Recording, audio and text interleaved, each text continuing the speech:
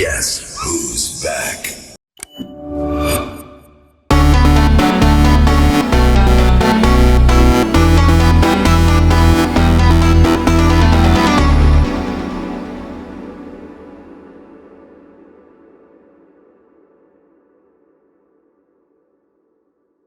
Hola, bienvenidos a un nuevo video y en esta ocasión quiero informarles acerca de un tema que me interesó compartir a raíz de un colega mío llamado Beethoven Cartoon y asimismo a raíz de un profesor agnóstico de Francia quien ganó una batalla legal contra el gobierno francés tras ser sancionado innecesariamente por mencionar la Biblia, las enseñanzas de Jesucristo y la historia de la iglesia, obviamente con fines culturales. Y es un tema que muchos cristianos rehuyen, no sé cómo logran esto, así que decidí meter a todos que puedan escuchar. Esto debe ser de carácter público. Decidí llamarlo así porque si menciono a la iglesia creerán de inmediato que es la institución o la congregación donde pertenezco, y los que son cristianos como yo no compartimos eso, así que lo pondré como los cristianos. Esta información lo pongo en base a ciertos libros que he leído y artículos recopilados. Se trata de informar de cómo la comunidad cristiana ha tratado del arte desde la iglesia primitiva hasta el día de hoy. Esto es de carácter objetivo e imparcial, así como hay cristianos pro arte y cristianos que defienden el concepto arte, iglesia y asuntos separados, también hay no cristianos que se pueden interesar en el tema. La Biblia enseña en los libros de Reyes que cuando el rey siga al Dios judío cristiano, en este caso se llama el Señor Yahweh o Jehová, la prosperidad y la seguridad de la nación es evidente. En el caso de las artes, cuando David fue rey de Israel, floreció la música a todo lo que se daba.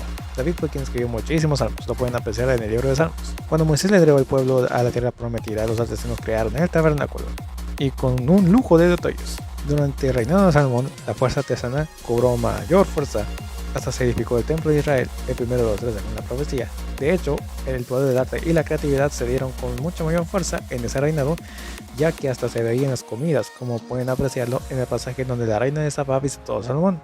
Es bellísimo. Desde el inicio de la iglesia primitiva hasta la mitad de la época medieval, los cristianos empezaron a influenciar las artes desde ese periodo. De hecho, muchos eruditos cristianos se establecieron centros de aprendizaje por toda Europa. Había pinturas, arquitectura, escultura, etc. Durante ese tiempo surgió el paleocristianismo y la cultura del Imperio Bizantino. Las directrices de la iglesia se encargaron de llevar los misterios de Jesucristo a través de la belleza y el arte, usándola como función pedagógica para conocer las historias bíblicas, los santos, el infierno, el cielo, en resumen, todo el dogma cristiano bíblico a través de la arquitectura, la música, la pintura, la liturgia, la literatura, entre otras. ¡No puedo argumentar nada ante esa lógica! Lo que otros cristianos no inspiraron, influyeron dramáticamente, incluyendo trabajos seculares como los cuentos de Canterbury escritos por el escritor Geoffrey Chaucer. La influencia fue tan fuerte que hasta llegó a varios ciudadanos etíopes llevando el evangelio a África. La comunidad cristiana y posteriormente la iglesia, en cuanto a gente y en cuanto a institución, por igual, se posicionaron como la máxima autoridad del arte desde el inicio hasta el Renacimiento. Por desgracia, el enfoque del arte de la comunidad de cristianos en toda Europa comenzó a cambiar. ¡Está loca! Tal como ocurrió en tiempos antes de esa época, la devoción al Dios judío-cristiano cambió a otro tipo de deidades, lo que los cristianos llamamos ídolos. Lo que antes eran obras que hablaban del poder de Dios para la adoración, terminaron convirtiéndose en objeto de adoración. Deificaban objetos a toda costa. ¡Ay! Esas son malas noticias. Y para terminar de empeorar las cosas, el gnosticismo se había metido en la comunidad cristiana poco a poco, terminando de crear lo que conocemos como la Iglesia Católica Romana, y esta se aprovechó del arte para deificar objetos, estatuas, etc.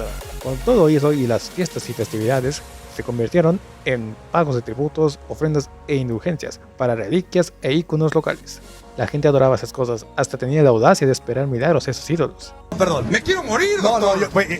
Raven. Y luego se quejan de nuestras bromas, por favor. No fue así hasta el siglo XIV, específicamente entre 1517 y 1520, cuando surge Martín Lutero como el hombre que se levantó como la respuesta en contra de la fe católica hegemónica. Su motivación no era cambiar la historia, solo quería hacer las paces con Dios. Su sistema de creencias solía ser una mezcla entre la religión cristiana católica hegemónica y el paganismo alemán. Veía a Dios como un ser airado que odiaba la humanidad y a Jesús como un juez duro de complacer, y creía además que los que iban al infierno eran lastimados por lunes y gnomos. ¡Ay, qué horror!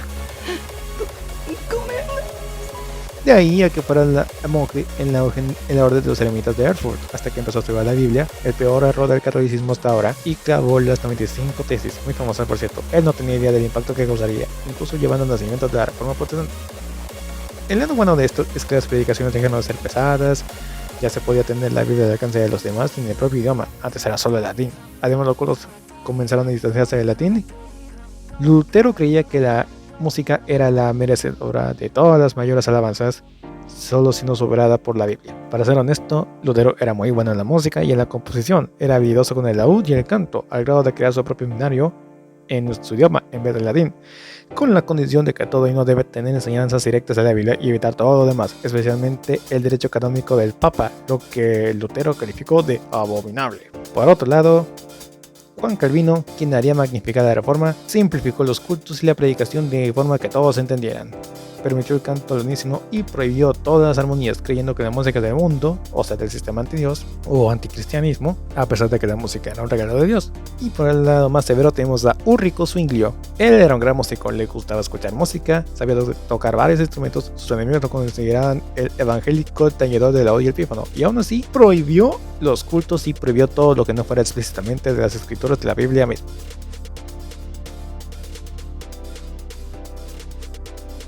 El defecto más grave que tuvo la reforma era que se eliminaría toda expresión del arte a toda costa, ya que la reforma surgió como un movimiento de reacción ante la idolatría católica, porque de nuevo, lo que se inició para belleza y reflejos de la gloria de Dios se volvió a la idolatría y la explotación de gente enferma y codiciosa. Esto llevó a una indignación por este abuso, a tal grado que decidieron no separar la idolatría y el abuso de poder de la naturaleza poderosa de las artes para glorificar a Dios. De hecho, los unieron aún más. Su reacción fue miedo intenso y extenso, y esto tuvo repercusiones posteriores en la comunidad cristiana hasta el día de hoy, hablando de su capacidad de influenciar la cultura. Todo lo que implicaba arte, escultura, pintura, ornamentación, etc., de inmediato se calificaba como pecado y maligno. Por esta razón, muchísimas iglesias protestantes permanecían estériles y descoloridas hasta hoy. Y hasta nuestros días se ha impuesto hegemónicamente una idea distorsionada de Dios, pasando de ser quien realmente es Dios, versátil, creativo, colorido y cercano, a quien creemos que es Dios realmente, descolorido, anónimo, lejano, ajeno a toda expresión. En reacción y por medio a caer en la idolatría y promover el pecado, las iglesias reformadas eliminaron completamente la creatividad y el arte a toda costa, mientras que los católicos quedaron estancados en la superstición y la distorsión. Y esto llevó a que la gente, en cuanto a arte se refiere, decidiera alejarse de Dios y empezar a crear su propio enfoque, dando inicio al movimiento humanista creado en el Renacimiento y seguido por la Ilustración. En ese periodo, Dios fue sacado de la ecuación del arte a raíz de todo lo expuesto anteriormente, debido a que la comunidad cristiana abandonó completamente su papel en las artes y la cultura, perdiendo así su voz en la influencia cultural. Personalmente creo que Dios nunca quiso que los cristianos viviéramos en un mundo rígido, descolorido y autoritario para evitar todo tipo de pecado y apostasía en la comunidad cristiana.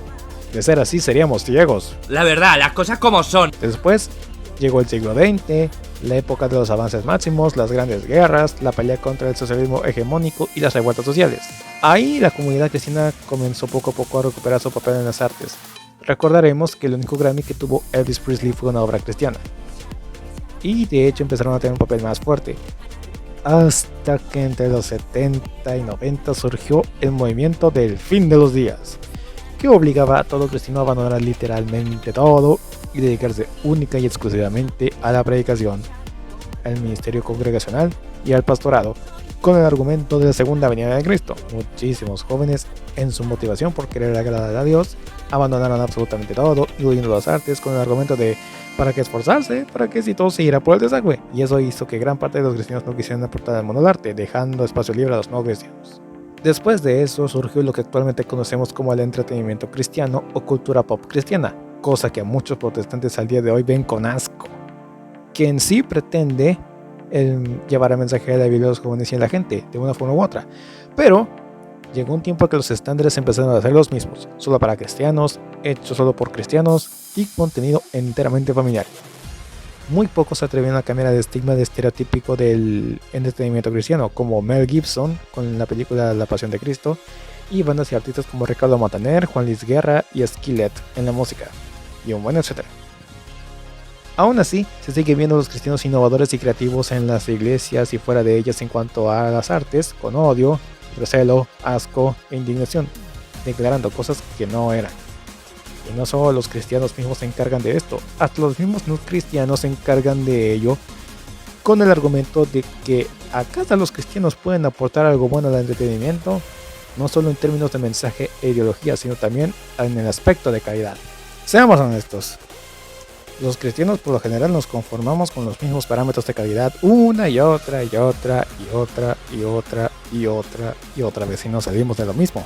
Y ahora estamos regresando al tiempo otra vez de la renuncia con lo de los filmes de la película brasileña de Netflix o la constante censura de las Big Tech a los conservadores y trumpistas en aras de defender la verdad y dejar de solapar la maldad.